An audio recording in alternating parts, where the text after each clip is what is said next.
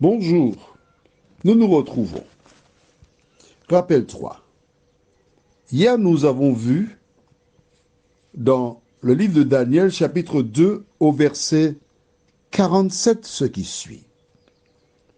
Le roi adressa la parole à Daniel et dit, « En vérité, votre Dieu est le Dieu des dieux et le Seigneur des rois. Et il révèle les secrets puisque tu as pu découvrir ce secret. Il a reconnu que Dieu est le bon, le meilleur. D'accord? Il est le Dieu des dieux. Il a reconnu que il n'y a pas d'autre Dieu que lui. Est-ce que nous sommes d'accord? Oui ou non? Bien. Que fera-t-il? Nous lirons dans Daniel chapitre 3 verset 1, juste après la prière. Seigneur, quel beau témoignage de voir que le roi Nebuchadnezzar te reconnaît comme le seul Dieu. Alors que nous allons lire au chapitre 3 verset 1, merci de nous éclairer. Merci de nous aider à ne pas faire comme Nebuchadnezzar. Car plusieurs reconnaissent la véracité de la parole. C'est clair, c'est net. Mais ces personnes font le contraire de ce qu'elles ont reconnu comme étant la vérité. Saint-Esprit, merci de nous diriger. Au nom de Jésus. Amen. Je lis dans la Bible Louis II, Daniel chapitre 3 verset 1. Le roi Nebuchadnezzar fit une statue d'or haute de 60 coudées et large de 6 coudées. Il l'adressa dans la vallée de Dura, dans la province de Babylone. D'accord? Je lis le même verset dans une autre version, mabible.net. C'est pourquoi j'ai plusieurs versions. Le roi Nebuchadnezzar fit une statue en or haute de 30 mètres et large de 3 mètres. Il la dressa dans la vallée de Dura, dans la province de Babylone. Là, tu sais, 30 mètres de haut sur 3 mètres de large. C'est impressionnant. Mais une statue totalement en or. Or, dans la vision que Dieu donna à Nebuchadnezzar, comment était la statue? Allons dans le livre de Daniel, chapitre 2. Et je lis à partir du verset 32. La tête de cette statue était d'or pur. Sa poitrine et ses bras étaient d'argent. Son ventre et ses cuisses étaient d'airain. Ses jambes de fer, ses pieds en partie de fer et en partie d'argile. D'accord?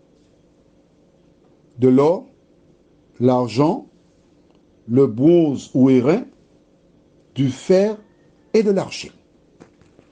Dieu avait montré cela à Nebuchadnezzar afin de lui donner des éléments pour ce qui arrivera dans l'avenir. Rappelle-toi, on va le lire à nouveau. Oui, on va lire, il faut le lire. On n'est pas précis. On va lire au verset 29. Daniel 2, verset 29. Sur ta couche, ô roi, il t'est monté des pensées touchant ce qui sera après ce temps-ci. Et celui qui révèle les secrets t'a fait connaître ce qui arrivera. Voici pourquoi Dieu a donné la statue. Mais l'ennemi,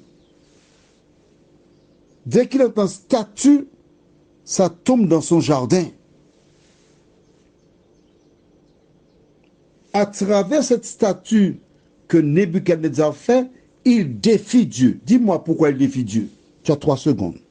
1, 2, 3.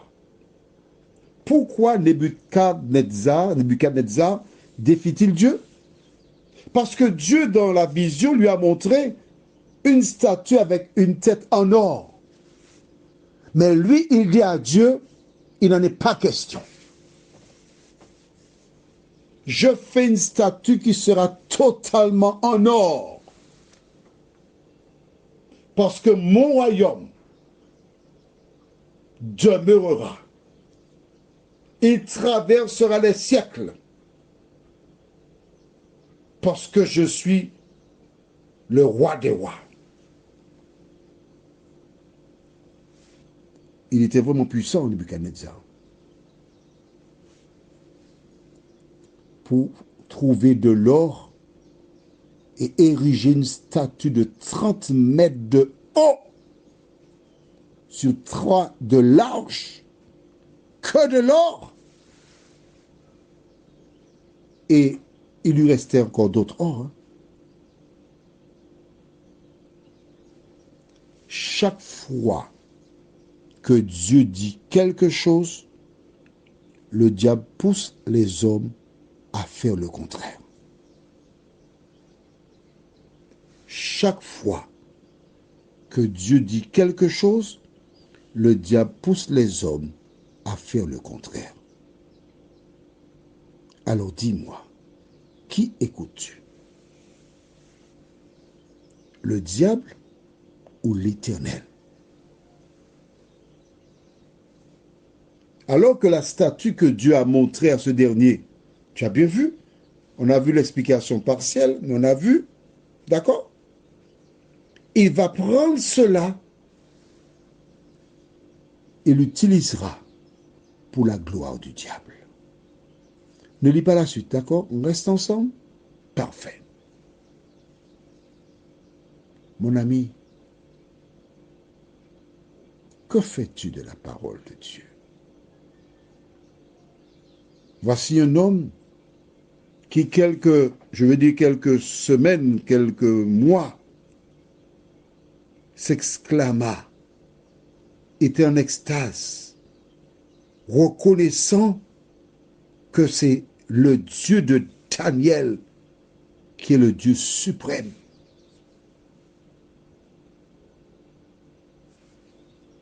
A-t-il été voir Daniel pour lui dire « j'ai l'intention de faire cela » ? Pas du tout. Il a reconnu sur le moment et chassé du naturel, il revient au galop. Pourquoi? Parce qu'il avait en lui l'esprit du diable. Mais oui. Rappelle-toi, nous avons lu. Jésus a dit, vous ne pouvez pas m'écouter parce que vous avez pour père le diable. Quand quelqu'un est un enfant du diable, même s'il a un petit sursaut, mais il retourne travailler pour son Père. Prions. Notre Seigneur et notre Dieu, nous t'exaltons, nous te remercions pour la parole. Nous avons vu comment, dans le jardin d'Éden, l'ennemi est venu, il a dit le contraire de ce que tu avais dit. Nous voyons que tu as dit une statue avec les différents métaux, de l'or, de l'argent, de l'airain ou du bronze, du fer, de l'argile, et l'ennemi dit à Nebuchadnezzar, fais une statue totalement en or. Le contraire. Seigneur, merci de nous aider à nous cramponner à la parole, afin que nous puissions en tout temps et en toutes circonstances chercher à la mettre en pratique, nous t'en prions, au nom de Jésus et pour ta gloire éternelle. Amen. Je te souhaite une bonne journée et il me tarde de te retrouver encore demain matin, si Dieu nous prête vie. En attendant, Garde tes yeux sur le Sauveur. Fais ce qu'il te dit de faire. Et surtout, n'aie pas peur.